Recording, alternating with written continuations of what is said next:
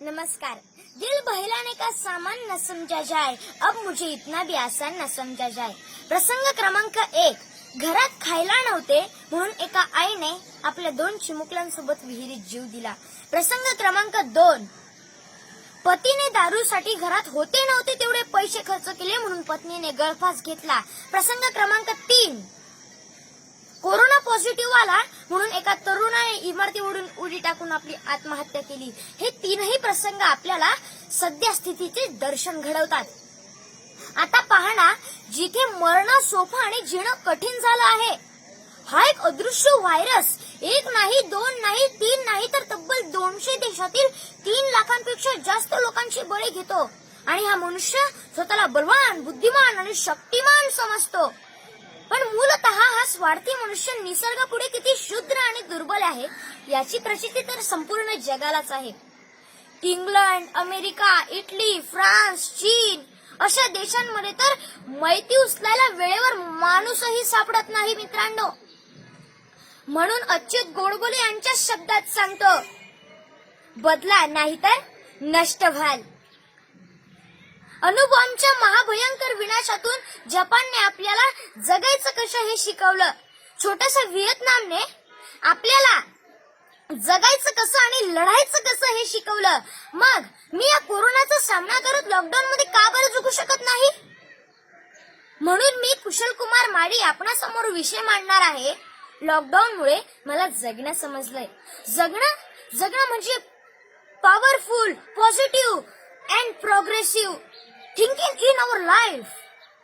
या लॉकडाऊनचं पालन करून आपल्या आयुष्याची बेरीज करण्याऐवजी लोक विरोधाला विरोध करून आपल्या आयुष्याची वजाबाकी करताय आणि तो कोरोना व्हायरसचा गुणाकार होऊन आपल्या आयुष्याचा भागाकार होत आहे। मित्रांनो, स्टे होम स्टे सेफ हा मंत्र आम्हाला जगण्याची नवीच वाट दाखवून गेला।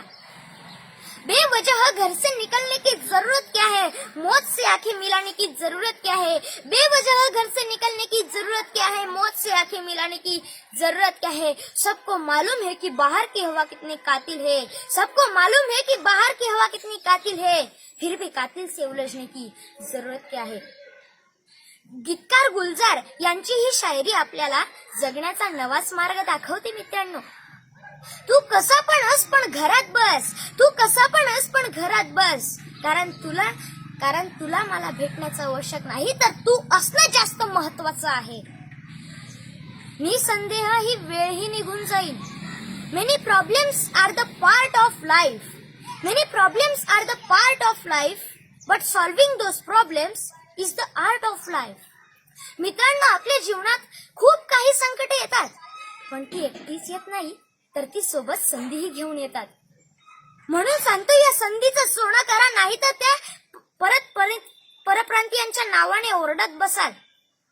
मित्रांनो, या स्पर्धेच्या युगामध्ये मला माझ्याशी बोलण्याची कधी संधीच मिळाली नाही, फक्त अभ्यास अभ्यास आणि अभ्यास।